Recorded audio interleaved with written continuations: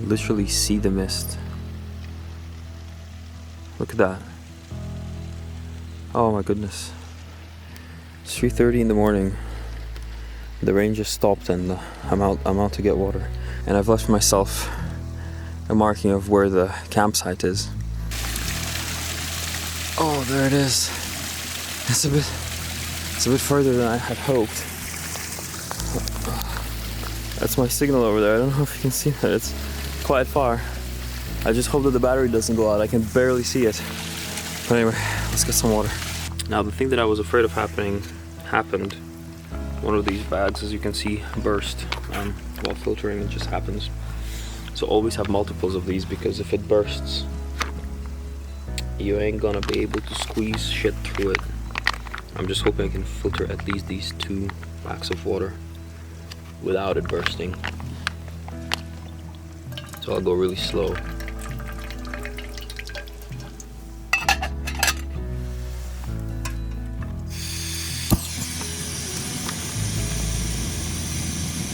So in that direction, there's actually a valley, and I thought of going there for sunrise, but of course if the mist holds up and zero visibility, there is no point.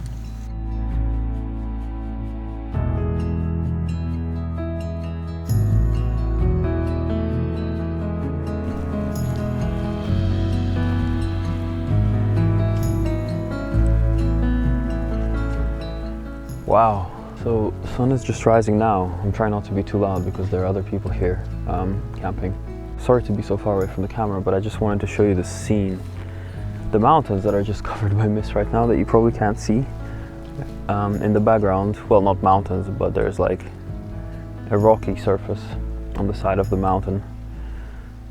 It reflects in the water, and the water is completely still. So I just wanted to see if I can get something here.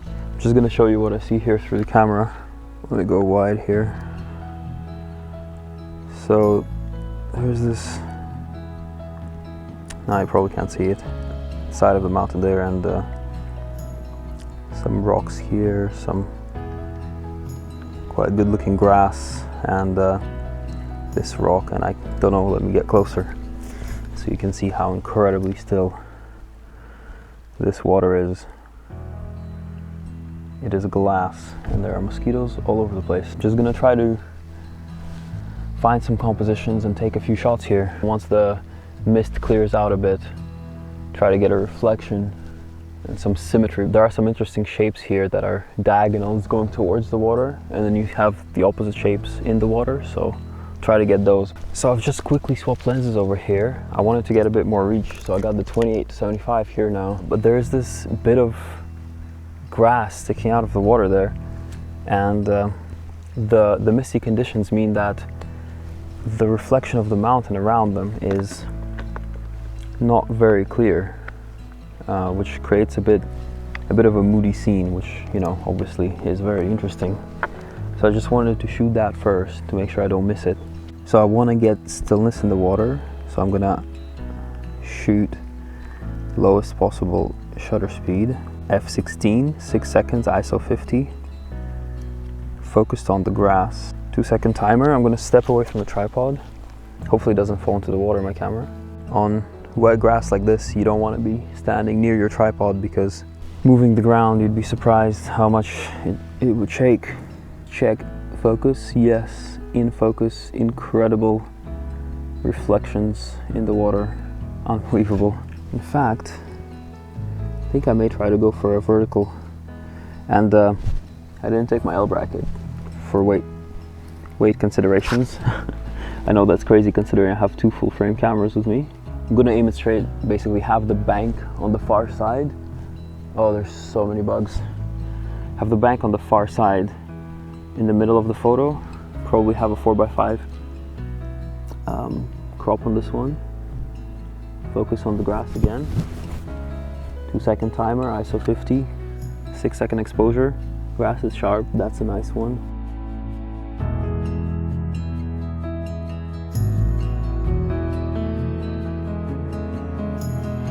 So this is the scene I was talking about earlier. And by the way, the reason I'm so high up with the as high as it goes is to bring the grass as low as possible compared to mountain because the ridges, otherwise the ridges intersect the grass. And I want to minimize that.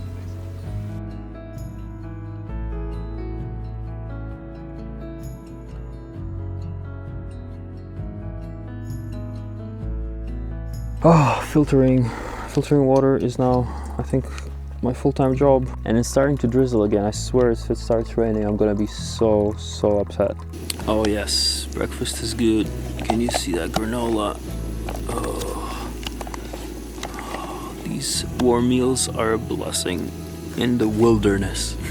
Oh my god, my shoes are so f***ing wet. They're just sloshing, like this one is sloshing. At this point it started drizzling again and we really needed to back up ASAP before any hikers started coming through, since it's already been a while since sunrise at this point for us, so I didn't do very much filming. After packing up, we headed towards that valley that I spoke of earlier to hunt for some epic photos. So we just came to the scene and oh my god, it's incredible. The fog is rolling through so incredibly quickly.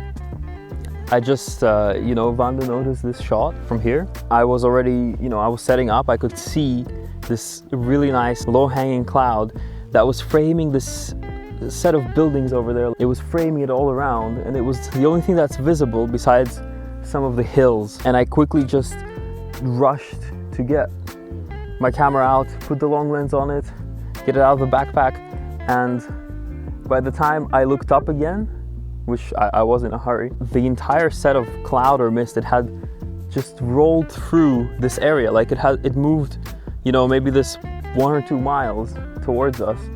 And it was moving so quickly, we could literally see it move towards us. Now it's cleared up again a bit and I've been just firing off shots. At first I shot a bit wide, then I tried a vertical composition, just kind of waiting for the right moment for these clouds to be framing that whole scene in the best possible way. Oh, the city's being framed again. This is incredible.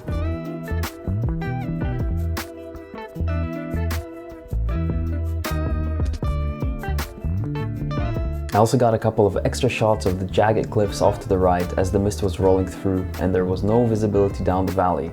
This is why I love long lenses. Before heading back down, I took a shot back towards the spot where we spent the night. What a magical place. So we found the path that we're taking back down. It's the same path that we came up with. We just had to walk around the mountain. Now we're going back down to Honister Slate Mine. Can't even see it right now through the mist.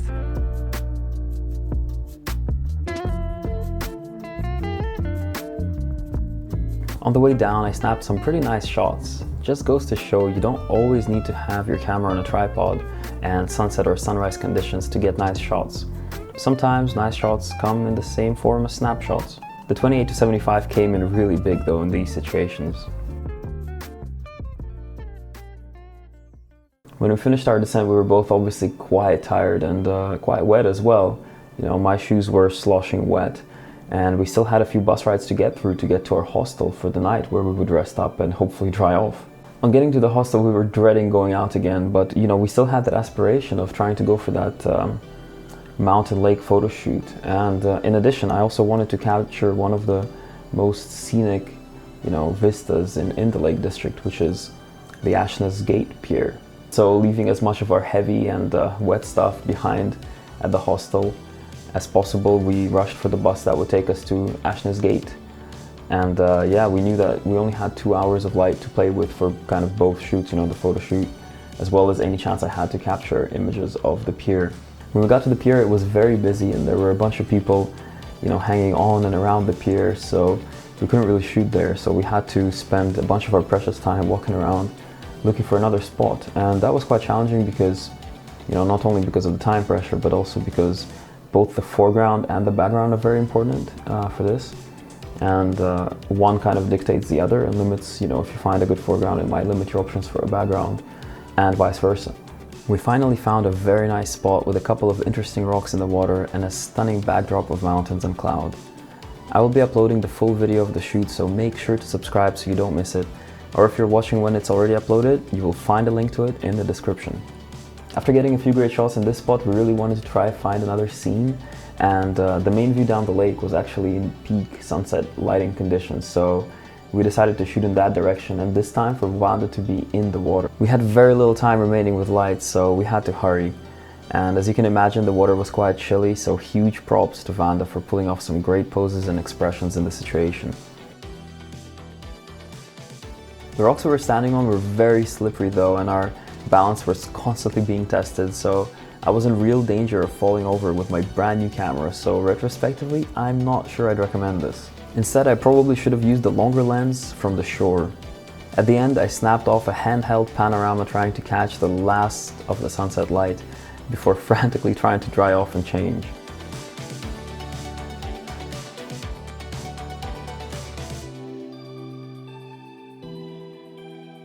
After that, we rushed off for the pier as we could see that there were no people on it and there were seconds of light remaining and about 300 meters between us and the pier. Unfortunately, we got to it after every last bit of color had gone from the sky, and I still took a shot even though I thought it wouldn't turn out, and I'm really glad I did because it's still a pretty decent image.